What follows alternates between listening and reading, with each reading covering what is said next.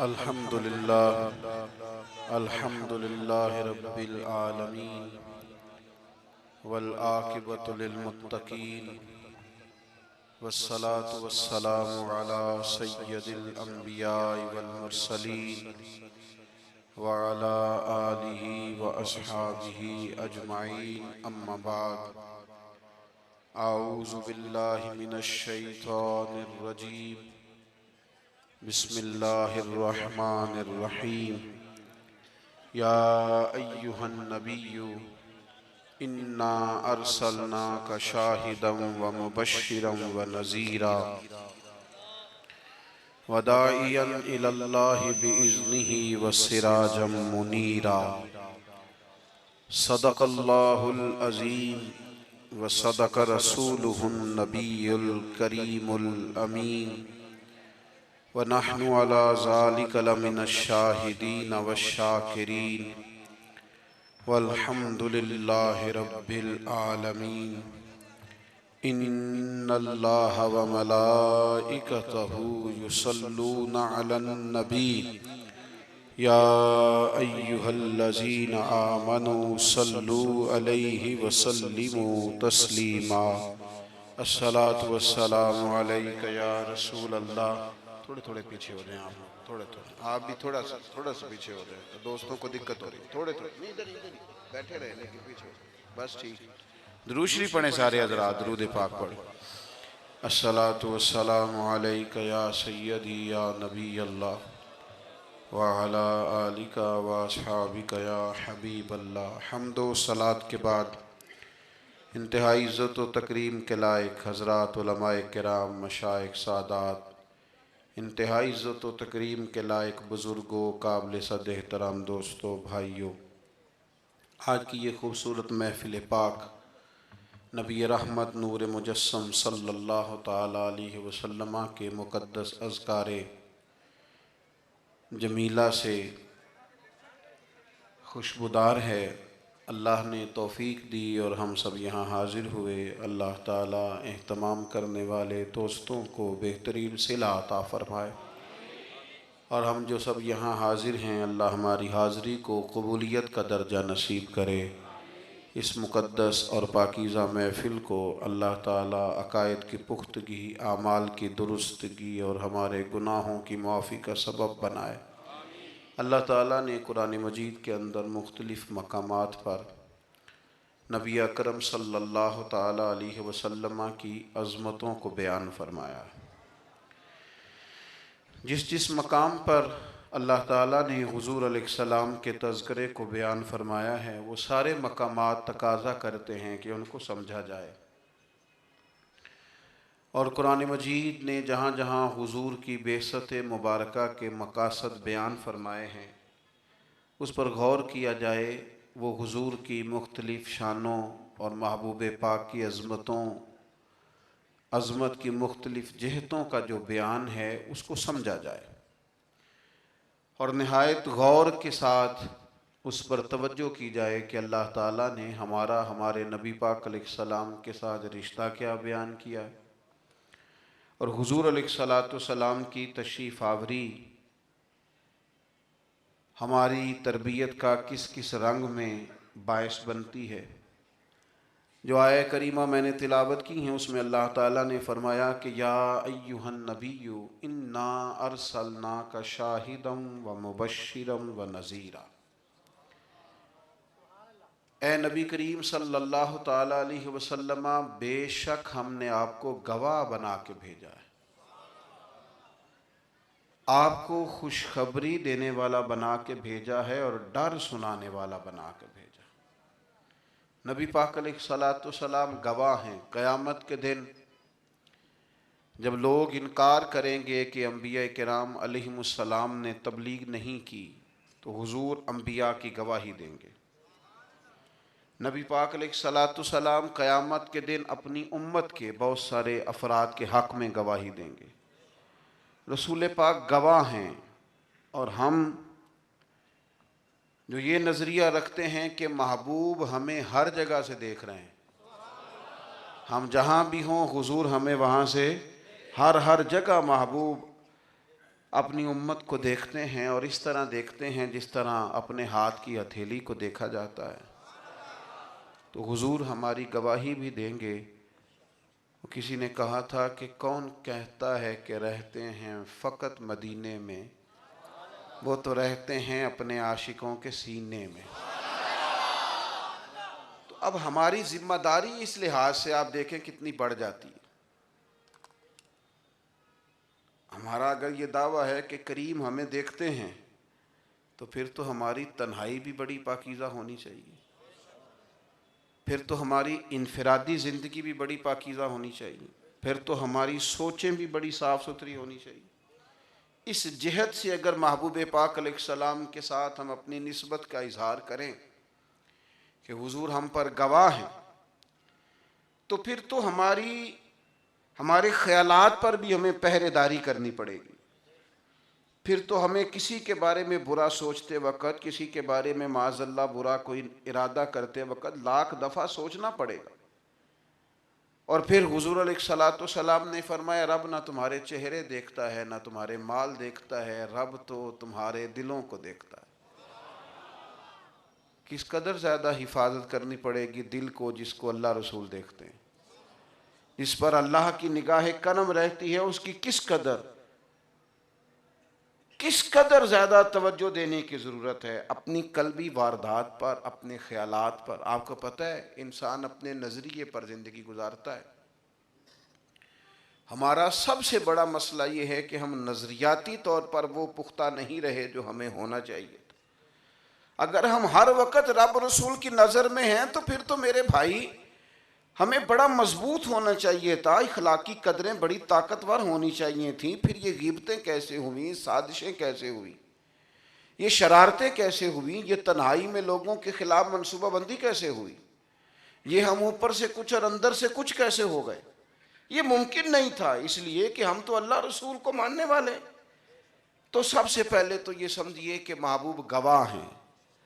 حضور علیہ السلام فرماتے ہیں قیامت کے قریب جب دجال آئے گا تو میرے جو امتی اس کے خلاف جہاد کریں گے، میں ان کو بھی جانتا ہوں، ان کے باپوں کو جانتا ہوں، اور جن گھوڑوں پر چڑھ کے وہ اس کے خلاف جہاد کریں گے ان گھوڑوں کے رنگوں کو بھی جانتا ہوں۔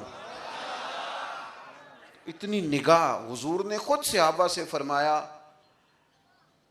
نماز کے بعد کریم فرمانے لگے خشوع رکوع ٹھیک کیا کرو، رکوع و سجود ٹھیک کیا کرو۔ فرمایا مت سمجھنا میں صرف آگے دیکھتا ہوں، فرمایا میں آگے بھی دیکھتا ہوں اور تمہارے رکوع بھی دیکھتا ہوں اور تمہارے دلوں میں عاجزی کتنی ہے دوران نماز اسے بھی دیکھتا ہوں۔ ہمیں زیادہ غور کرنے کی ضرورت ہے۔ ہم بعض جگہوں پہ کمزوری دکھاتے ہیں۔ ہمارا جو ہمارے کریم محبوب علیہ السلام کے ساتھ رشتہ ہے، ہمارے نبی پاک کے ساتھ جو ہمارا تعلق ہے وہ بڑا مضبوط ہے۔ حضور ہر وقت نگاہ کرم رکھتے ہیں اپنے غلاموں پر۔ غلاموں کو یہ سمجھنا چاہیے، غور کرنا چاہیے، توجہ کرنی چاہیے کہ آپ کا اگر یہ نظریہ ہے کہ محبوب اپنے گنبد میں بیٹھ کے سب پر نگاہ کرم کیے ہوئے دیکھ رہے ہیں، پھر تو آپ کو زیادہ پاکیزہ زندگی گزارنی چاہیے۔ پھر فرمایا کہ وہ مبشر ہیں، وہ نذیر ہیں، خوشخبری دیتے ہیں، ڈر سناتے ہیں۔ ایمان کیا ہے؟ اللہ کرے آپ کی موبائلوں پہ توجہ ذرا کم ہو اور میری بات پہ زیادہ ہو، آمین تو کہہ دے۔ یہ دعا کی ہے نا جی، دعا میں تو شامل ہونا چاہیے نا جی۔ اللہ آپ کو جزائے خیر عطا فرمائے، یہ دعا کی ہے۔ میرے عزیز، ایمان کیا ہے؟ الایمان بین الخوف والرجاء۔ ایمان ایک کیفیت کا نام ہے جو اللہ کی رحمت کی امید اور اللہ کے ڈر کے درمیان جو کیفیت ہوتی ہے نا، درمیان، اس کا نام ایمان ہے۔ یعنی آپ اپنے رب سے امید رکھیں تو بڑی مضبوط رکھیں، ایک منٹ کے لیے بھی امید نہ ٹوٹے، لیکن اللہ سے ڈریں تو پھر بھی پورا ڈریں۔ حضرت عمر رضی اللہ تعالیٰ عنہ اس کی تفسیر کرتے ہیں۔ آپ فرماتے ہیں کہ اگر قیامت میں عام لوگوں کا، یعنی انبیاء کے بعد دیگر لوگوں کا اگر حساب کتاب ہو اور آواز لگے کہ سب لوگ جنت میں جائیں گے، ایک شخص رہ گیا ہے، تو فرماتے ہیں مجھے اتنا احساس ہے اپنا کہ مجھے لگتا ہے کہیں ایسا نہ ہو میں حساب کے لیے رہ جاؤں۔ ایک بندہ حساب دے گا، وہ رکے تو مجھے ڈر لگتا ہے۔ اور فرماتے ہیں مجھے امید رب سے اتنی ہے کہ اگر قیامت میں اعلان ہوا نا صرف فلانا بندہ بغیر حساب جائے تو مجھے لگتا ہے سب سے پہلے میں ہی جاؤں گا۔ اس کیفیت کے بعض لوگ خوف اتنا کھاتے ہیں کہ انزائٹی اور ڈپریشن میں چلے جاتے ہیں۔ وہ بالکل ہر وقت کی ٹینشن، ہر وقت کی پریشانی، او جی میرا ہاتھ کانپ رہا ہے، جادو تو نہیں ہو گیا؟ او جناب میری نا آنکھ تھوڑی سی پھڑک رہی ہے، تو ڈپریشن میں چلے گئے، زیادہ خوف زدہ ہو گئے بعض چیزوں سے۔ اور بعض لوگ ایسے ہوتے ہیں جو بالکل بے باک ہی ہو جاتے ہیں۔ یہ دونوں چیزیں درست نہیں ہیں۔ آپ اللہ کی رحمت کی امید رکھیں تو رج کے رکھیں، اور اس سے ڈریں تو پھر بھی رج کے ڈریں۔ خوب اللہ کا خوف رکھیں، خوب دونوں باتوں میں خوب طبیعت۔ حضور کیا ہیں؟ بشیر بھی ہیں اور حضور خوشخبری بھی دیتے ہیں، ڈر بھی سناتے ہیں۔ لیکن آپ سے عرض کروں، حضور بشیر پہلے ہیں، نذیر بعد میں ہیں۔ زیادہ قریب نے خوشخبریاں ہی سنائی ہیں۔ جس ملک میں اور آپ رہتے ہیں نا، اللہ ماشاءاللہ ہمارے ہاں اچھی خبروں کا رواج ہی نہیں ہے، خوشخبریوں کا ہمارے ہاں رواج، یعنی تجزیہ نگار کون ہوتا ہے جو کوئی خاص بری بات، اور میں بڑی تکلیف سے یہ بات یہاں عرض کر رہا ہوں، آپ لوگوں سے اختلاف کریں رائے کا سیاسی معاملات میں، ملکی معاملات میں، لیکن ایک سطح پہ رہیں، سطح سے گرے نہیں، اخلاقی قدروں کو پامال نہ کریں۔ آپ کے لہجے کے اندر کبھی بھی اس طرح کا مزاج پیدا نہ ہو جس سے محسوس ہو کہ اخلاقی گراوٹ آ گئی۔ آپ کے جملے کبھی بازاری نہیں ہونے چاہیے، آپ کے جملے کبھی کسی بھی اپنے مخالف کے لیے کبھی بھی آپ اتنی گری ہوئی بات نہ کریں کہ محسوس ہو کہ یار یہ قوموں کی تربیت ٹھیک نہیں۔ آپ رائے کا اختلاف کریں، لیکن وہ کسی نے کہا تھا کہ اختلاف کے بھی تو آداب ہونے چاہیے نا، نفرت کے بھی تو آداب ہونے چاہیے نا۔ اور اب شاعر آدمی کو شعر یاد نہ آئے تو اس میں بھی الجھن پیدا ہو جاتی ہے۔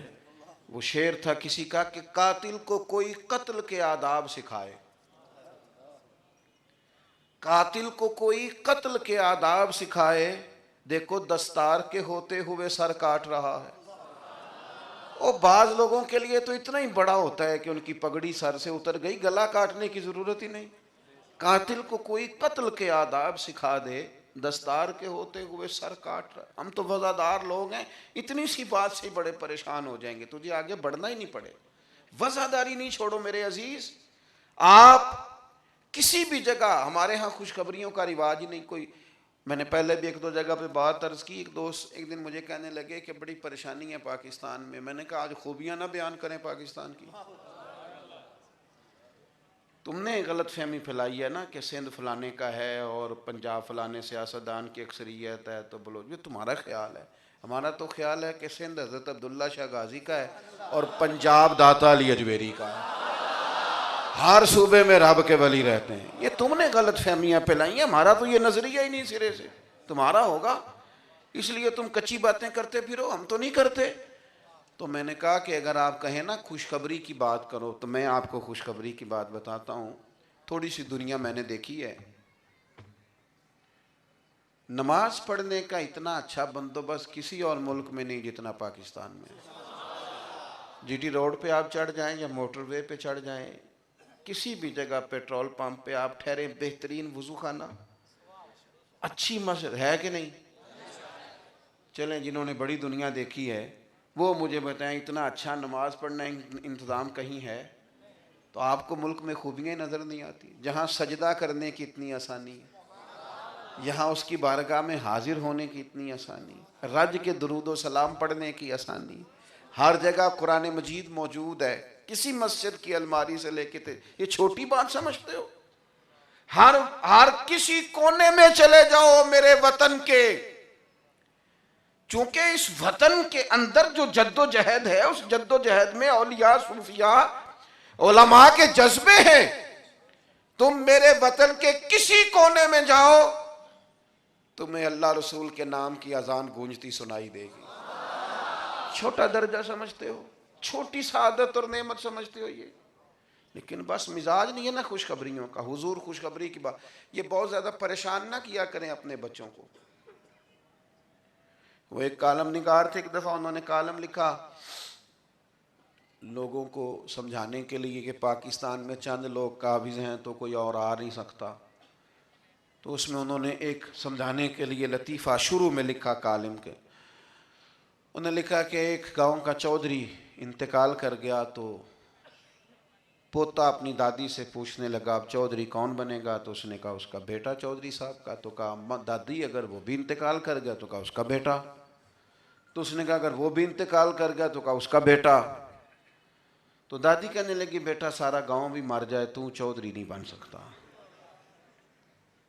تو میں نے ان کو ٹیلی فون کیا، میں نے کہا مایوسی پھیلا رہے ہیں قوم کے بچوں میں، یہ غلط بات لکھی ہے آپ نے. یہ آپ کو کس نے کہا ہے کہ غریب کا بچہ چودھری نہیں بن سکتا؟ غلط بات کی آپ نے، نا درست ہے. اگر نہیں سمجھ میں آئی تو میرے ساتھ چلو، میں دکھاتا ہوں. اگر چودھری کے بچے نے، بڑے قبیلے کے بچے نے تعلیم حاصل نہیں کی تو وہ کسی بڑے دفتر کے باہر گن مین ہے. اور غریب کے بچے نے اگر پڑھ لکھ کے تجربہ اور ڈگری حاصل کی ہے تو وہ اسی ادارے کے اندر مینیجر ہے. آپ کو کس نے کہا؟ علم کی دنیا میں کبھی کسی نے آ کے قبیلے ٹٹولے؟ عقل و شعور کی دنیا میں علماء بیٹھے ہیں، یہاں آپ ان کو اسٹیجوں پہ بٹھاتے ہیں، سعادت دیتے ہیں، بہت کمال کرتے ہیں، اس سے زیادہ اعزاز دینا چاہیے. لیکن جب وہ علم کی دستار لیے آتے ہیں تو کبھی قبیلے پوچھے ہیں لوگوں نے؟ پوچھے ہیں کہ آپ کس خاندان سے ہیں؟ علم بذات خود ایک عظمت کا نام. آپ تعلیم حاصل، ادھر دیکھو جوانوں، کبھی مایوس نہ ہونا، کبھی کسی کے چکر میں نہ پڑنا، کبھی نہ کہنا اس ملک میں فلاں کام نہیں ہو سکتا، یہاں کوئی بہتری نہیں ہو سکتی. اس میں سب کچھ ہوگا، اس لیے کہ وقت کے ساتھ حالات اوپر نیچے آتے رہتے ہیں. ایک بات ذہن میں رکھنا، اگر گھٹن بہت زیادہ ہو جائے نا تو پھر ہوا بھی تیز آیا کرتی ہے. اگر آزمائشیں بڑھ جائیں تو فضل بھی بڑی تیزی سے آیا کرتا ہے. کبھی کمزور نہ پڑنا، اپنی مٹی پہ چلنے کا سلیقہ سیکھو.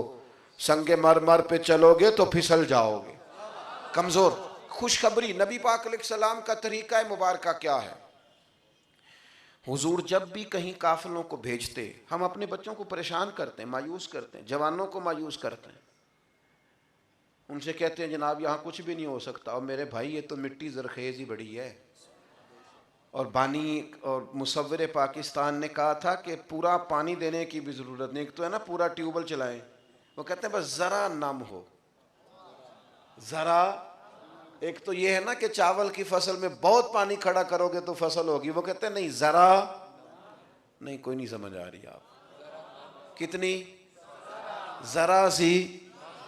کہتے ہیں بس تھوڑا سا پانی مل جائے نا. مٹی بڑی زرخیز ہے ساکی، بڑی زرخیز ہے، اللہ جانتا، بڑی زرخیز.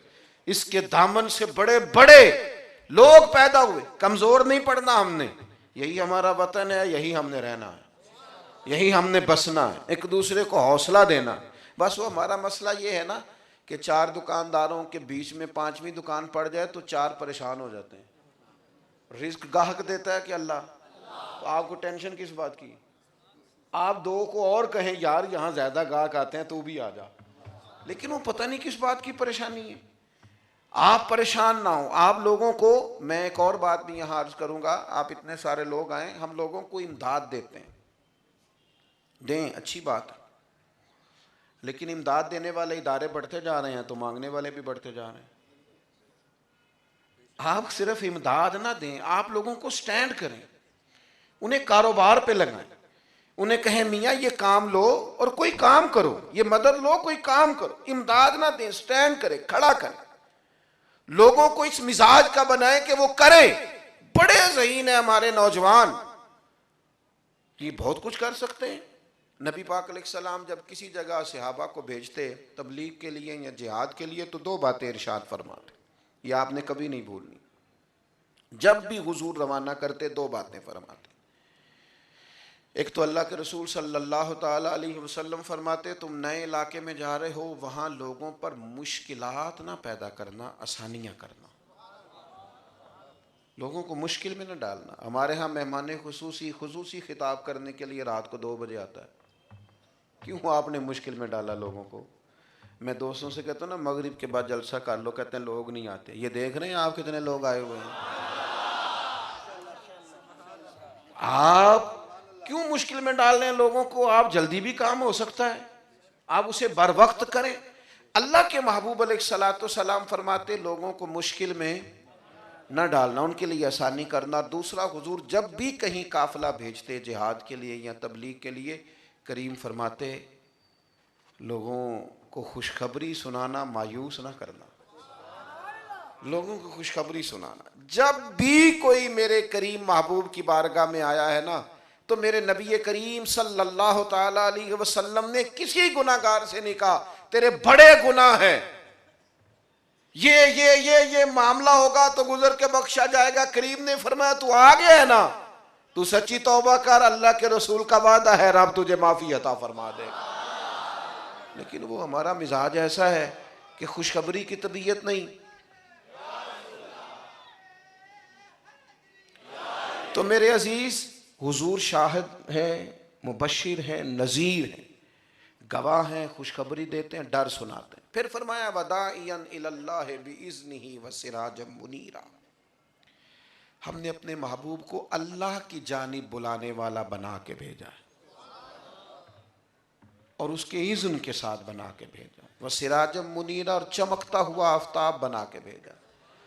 حضور اللہ کی جانب بلاتے ہیں۔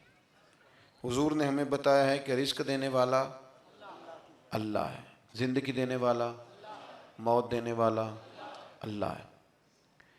اگر یہ عقیدے پکے ہو جائے نا تو یہ جو کمزوریاں پیدا ہوتی ہیں نا، اے منو جی بندش ہو گئی ہے، کیسا مذاق ہے، نظر لگ جاتی ہے، جادو کا بھی بعضوں کا اثر ہو جاتا ہے، پر جتنی آج کل لگ رہی ہے نا اتنی لگتی نہیں ویسے۔ جتنے جادو آج کل ہے نا جی، جس نوجوان کا کام کرنے کو دل نہیں کرتا اسے جادو ہو جاتا ہے۔ کہ آپ ہمت کریں، جد و جہد کریں، کیا عجیب بات۔ حضور داعی اللہ ہے، نبی کریم نے پکے۔ مجھے ایک بات بتاؤ آپ توجہ سے، کہ ہو سکتا صحیح ہے ویسے کہ اللہ تعالیٰ نے رزق بھیجا سب میری طرف، رستے میں کسی بندے نے بندش کر کے روک دیا؟ یہ ہوتا ہے؟ بھیجا کس نے؟ میں نے پہلے بھی دعا مانگی تھی، پھر مانگتا ہوں، اللہ کرے آپ موبائل کم دیکھیں اور میری بات زیادہ سنیں، آمین تو کہیے گا، دعا ہی کرنی ہے نا جی۔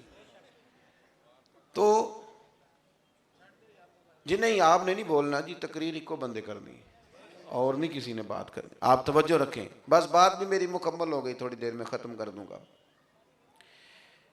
یہ کمزوری نکال دیں، رزق دینے والا۔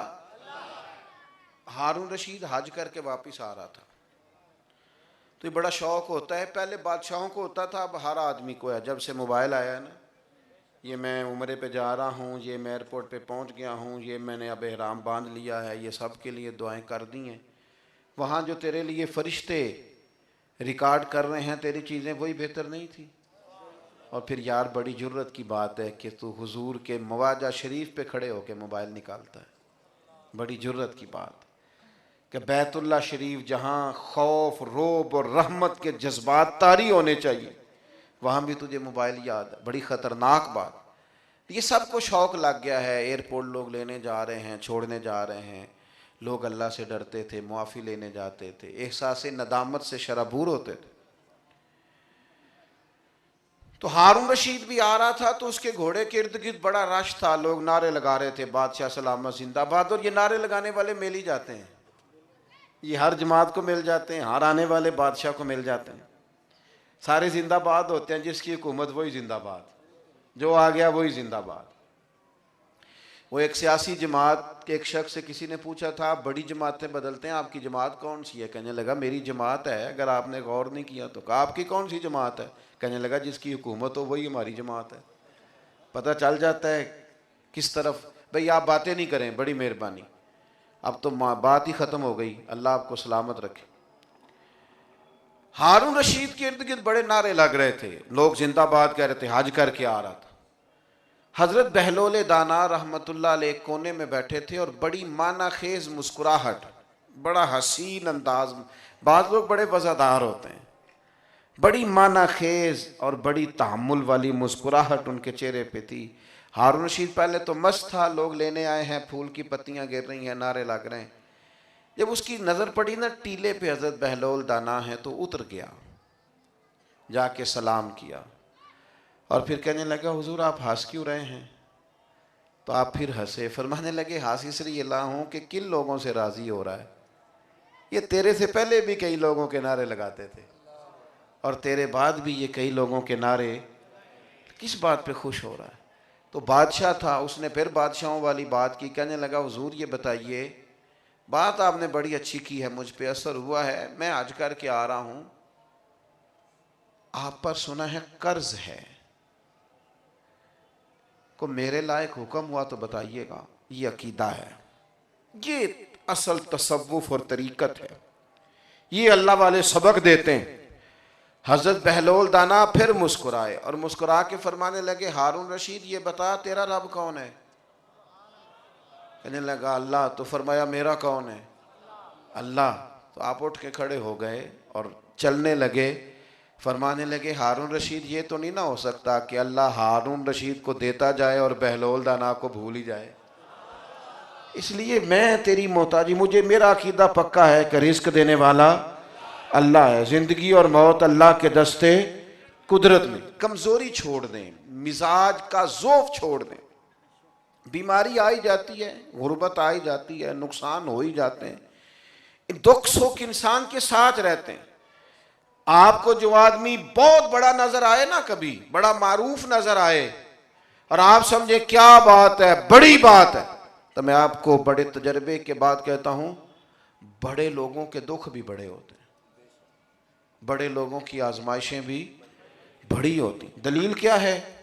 نبی پاک علیہ السلام نے فرمایا سب سے زیادہ تکالیف انبیاء پہ آتی ہیں، نبیوں رسولوں پہ آتی ہیں سب سے زیادہ، اور فرمایا میں اللہ کا لاڈلا محبوب، سب سے زیادہ میں ستایا گیا ہوں۔ کمزور پڑ جانا، پریشان ہو جانا، الجھی الجھی ٹوٹی ٹوٹی باتیں کرنا، یہ مسلمان کا مزاج ہے۔ طاقتور رہیں، حضور داعیہ اللہ۔ اور پھر حضور نے نا ایک بات ہمیں سمجھائی ہے کہ تمہیں اپنی توجہات کا مرکز اللہ کی ذات کو بنا۔ دنیا کا نظام دو طریقوں سے چلتا ہے، ایک نظام اسباب ہے، عالم اسباب، اور ایک عالم الغیب ہے، نظام غیب۔ یہ مسلمان تلوار لے کر، تیر لے کر میدان میں نکلیں گے اور صحیح صف بندی کریں گے اور طریقے سے لڑائی کریں گے تو یہ سارے اسباب کا نظام قائم کریں گے۔ لیکن صحابہ فرماتے ہیں کہ بدر میں نا ہمارے ساتھ نظام الغیب کا جو سلسلہ تھا نا، کہ ہم کسی کو مارنے لگتے تھے تو اس کی گردن ٹوٹ کے گر جاتی تھی، فرشتوں کو آتے دیکھتے تھے۔ یہ ایک تو یہ ہے نا کہ آگ جلاتی ہے، یہ نظام اسباب ہے، اور رب چاہے تو جناب ابراہیم کو جلاتی۔ نظام اسباب یہی ہے کہ ماں اور باپ کے ملاپ سے اولاد پیدا ہوتی ہے، لیکن رب چاہے تو حضرت عیسیٰ کو بغیر باپ کے پیدا، یہ اللہ تعالیٰ کا نظام ہے۔ ہمیں ساری محنت کرنی ہے، لیکن سارا کچھ کر کے نتیجہ ہمیں اللہ پہ چھوڑنا ہے، اور رب سے مدد چاہنی ہے کہ اللہ تعالیٰ کچھ ایسے اسباب پیدا کرے کہ جس کے یہ آج اسلامی حکمران کیوں گھبراتے ہیں فلسطین کی حمایت پر اور باقی اسلامی ممالک کی حمایت پر، اس کی وجہ یہ ہے کہ ساری نظریں اسباب پہ ہیں۔ اسباب اختیار کرنے چاہیے لیکن بھروسہ اللہ کی ذات پہ کرنا۔ یہ گھبراتے ہیں، کمزور باتیں کرتے ہیں۔ آپ نے ناراض نہیں ہونا، لیکن بڑی ذمہ داری سے بات کر رہا ہوں، جو بندہ بھی کسی عہدے پہ فائز ہو جاتا ہے وہ کمزور باتیں کرنے لگ جاتا ہے۔ اس کے دائرہ اختیار میں ہوتا ہے کہ یہ کچھ وہ کر سکتا ہے، لیکن وہ پھر وہ کہانیاں سناتا ہے، پھر وہ حکمتیں بیان کرتا ہے، مصلحت کا شکار ہو جاتا ہے۔ یہ بہت سارے ہم لوگ ہیں یہ کام کرتے ہیں، پہلے دعوے کرتے ہیں، اس کے بعد جب موقع ملتا ہے تو پھر ہم مصلحتیں بتاتے ہیں، یہ ہو جائے گا وہ بھئی آپ دعویٰ ہی نہ کرتے، آپ پہلے ان چیزوں کا اعلان ہی نہ کرتے، کیوں کیا آپ نے؟ تو میرے عزیز اپنے آپ کو مضبوط کریں، کیا کریں؟ ساری محنت کریں، کوشش کریں، لیکن جہاں آپ کا کام مضبوط ہونا چاہیے وہاں مسلح بھی مضبوط ہونا چاہیے۔ نبی پاک علیہ السلام نے بہترین صف بندی کی تھی بدر میں، زبردست طریقے سے صحابہ کو بتایا تھا خیمے کیسے لگانے ہیں، کھڑے کیسے ہونا ہے، جنگ کی ترتیب بہترین، سارے انتظامات مکمل کر کے پھر اللہ کے رسول مصلی پہ بیٹھ گئے۔ ساری رات حضور نے مصلی پہ گزاری۔ آج بہت بڑا مسئلہ ہے، مصلی پہ بیٹھنے والوں کی بڑی کمی ہے۔ جنگ شہاب الدین غوری ہی کریں گے، لیکن دعا کرنے کے لیے کسی معین الدین اجمیری کی بھی ضرورت ہے۔ خواجہ اجمیر دعا کرتے رہے، ان کو توجہ دلاتے رہے، اور شہاب الدین غوری میدان میں رہے۔ دعا بڑا ضروری کام ہے۔ بعض لوگ کہتے ہیں دعا سے کیا ہوتا ہے؟ او بھائی دعا مومن کا ہتھیار ہے، تمہیں پتہ ہی نہیں دعا کتنا۔ دعا جب رسول پاک کرے تو حضرت عمر جیسے لوگ اسلام میں داخل ہوتے ہیں۔ دعا کی طاقت کا کیسے انکار کر سکتے ہو؟ دعا اتنی بڑی چیز ہے۔ دعا کرو، کوئی ہمارے لیے دعا کرنے والا ہو۔ کوئی بیٹھا ہوا مجھے دور دعا دیتا ہے، میں ڈوبتا ہوں، سمندر اچھال دیتا ہے۔ وہ کہتا ہے جا باہر نکل جاؤ، بھئی میں تو ڈوبنے لگا تھا کہ کیسے ڈبو دوں، کوئی دعا کر رہا۔ تیری ماں، تیرا باپ، تیرا عزیز، تیرا شیخ، تیرے استاد، تیرا کوئی ہے جو دعا کر رہا۔ ڈوبتا ہوں تو سمندر، وداعیا الی اللہ باذنہ وسراجا منیرا، دل لگائیں اپنا اللہ کی بارگاہ، مسلح مضبوط کریں، لمبی لمبی دعائیں مانگیں۔ رات کو آدھا گھنٹہ تو موبائل چھوڑنا چاہیے نا، اور بند کرنا چاہیے، اور مسلح بچھانا چاہیے، اور مالک کے حضور حاضر ہونا چاہیے، اور میرے بھائی اپنے باطن پر توجہ کرنی چاہیے۔ تو یہ حضور علیہ السلام کی جو شانیں ان دو آیہ کریمہ میں اللہ نے بیان کی، اس کے ضمن میں میں نے کچھ باتیں آپ کی خدمت میں عرض کی۔ اللہ کے حضور دعا کرتا ہوں جو میں نے کہا ہے اللہ اسے قبول فرمائے۔ گفتگو کے دوران کہیں بات کرتے ہوئے بھول گیا ہوں تو اللہ تعالیٰ درگزر فرمائے۔ وما علینا الا البلاغ المبین۔